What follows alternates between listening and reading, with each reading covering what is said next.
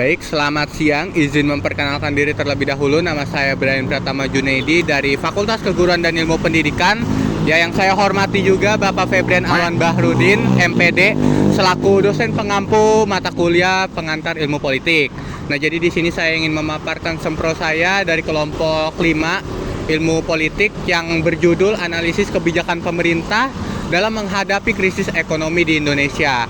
Nah, jadi kan yang di-highlight ini adalah krisis ekonomi. Krisis ekonomi adalah salah satu fenomena yang biasa terjadi di suatu negara dan ini pasti berdampak sangat signifikan di dalam kehidupan bernegara dan bermasyarakat. Contohnya, pastinya memiliki dampak-dampak tertentu kepada kesejahteraan masyarakat. Nah, kalau misal kita ngebahas tentang krisis ekonomi di Indonesia, pastinya ada beberapa masalah-masalah tertentu. Contohnya kenaikan PPN yang menjadi 12%, terus juga ada efisiensi anggaran di bidang pendidikan dan juga kesehatan. Nah, jadi sekarang kita ngebahas tentang tujuan sama manfaat nih. Kalau tujuannya itu, yang pertama itu untuk mengetahui dampak kenaikan PPN sebesar 12% di Indonesia ini. Dan yang kedua, itu ada tujuan untuk mengetahui dampak dari efisiensi anggaran dari sektor pendidikan dan juga kesehatan. Nah, contohnya ini nih, di Untirta nih. Kan ini kan juga salah satu sektor pendidikan nih, pasti ada dampaknya juga. Nah, yang terakhir itu untuk mengetahui peran pemerintah dalam menangani kasus ini, krisis ekonomi di Indonesia. Nah, itu kalau tujuan. Sedangkan kalau misal kita ngebahas tentang manfaat, pastinya ada dua manfaatnya, praktis dan juga teoritis. Kalau teoritis itu lebih mengenai kayak teori-teori kayak terkait kebijakan fiskal, kebijakan publik, MBG, PPN, dan lain-lain. Sedangkan kalau misal praktis itu ada dua juga cabangnya. Contohnya itu di masyarakat. Kalau di masyarakat itu kayak jadinya masyarakat lebih tahu lagi mengenai kasus-kasus di Indonesia terkait krisis ekonomi. Dan ilmu pengetahuannya lebih dalam lagi lah. Kalau misalnya kalau peneliti itu jadi lebih bisa mendapatkan sumber-sumber referensi lagi. Nah, selanjutnya kita bakal ngebahas tentang kajian teori di bab 2. Nah, kalau kita bahas satu-satu itu kayaknya lebih menarik nih. Yang pertama itu ada krisis ekonomi. Kita belajar teori-teorinya dulu nih. Jadi kan tadi udah dibahas di latar belakang ya. Kajian teori dari krisis ekonomi itu kayak fenomena yang terjadi di suatu negara dan tidak melibatkan negara saja, tetapi melibatkan masyarakatnya juga. Kalau misal ada krisis di ekonomi, pasti masyarakatnya juga bakal terdampak. Nah, yang kedua itu ada kebijakan publik. Kebijakan publik itu kayak alat yang digunakan oleh pemerintah untuk mengeluarkan kebijakan-kebijakan. Contohnya kayak misal Pak Prabowo yang memberikan kebijakan baru terkait PPN 12%, terus saja ada efisiensi anggaran dan masih banyak lagi. Nah, jadi yang ketiga ini ada kebijakan fiskal. Kebijakan fiskal itu sebenarnya mirip-mirip sama kebijakan publik, tapi bedanya kalau kebijakan publik tuh kayak prosesnya, sedangkan kalau misal fiskal itu adalah hasilnya yang sudah fix dan ditetapkan oleh pemerintahan di dalam kehidupan bermasyarakat dan bernegara.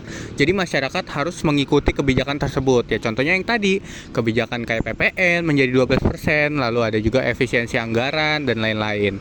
Yang keempat itu ada PPN nih. PPN kan tadi kan kita sering banget nih ngebahas PPN jadi naik 12% dari yang 11%.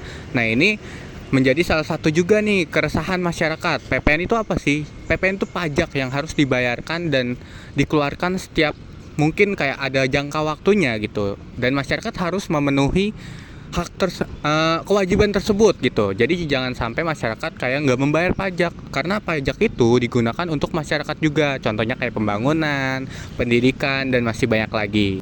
Nah, jadi yang kelima ini ada efisiensi anggaran. Sesuai dengan kebijakan Pak Prabowo yang baru, ada efisiensi anggaran. Efisiensi anggaran itu kayak namanya itu efisiensi. Itu pastinya kayak menghemat. Ya, mau di bidang apapun itu. Tapi kalau di Indonesia itu ada efisiensi anggaran di bidang pendidikan dan juga kesehatan. Nah, selanjutnya ini yang terakhir ada MBG. MBG ini program unggulan Pak Prabowo pada saat menjabat presiden pada tahun 2024 atau 2025 saat ini. Nah, MBG ini makan bergizi gratis.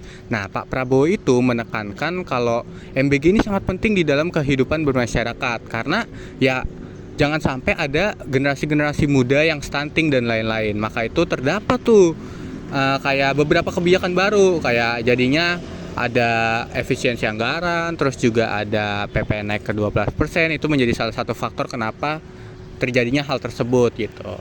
Nah, selanjutnya ini ada metodologi penelitian atau biasa dikatakan sebagai metode penelitian. Kelompok kami menggunakan metode kualitatif.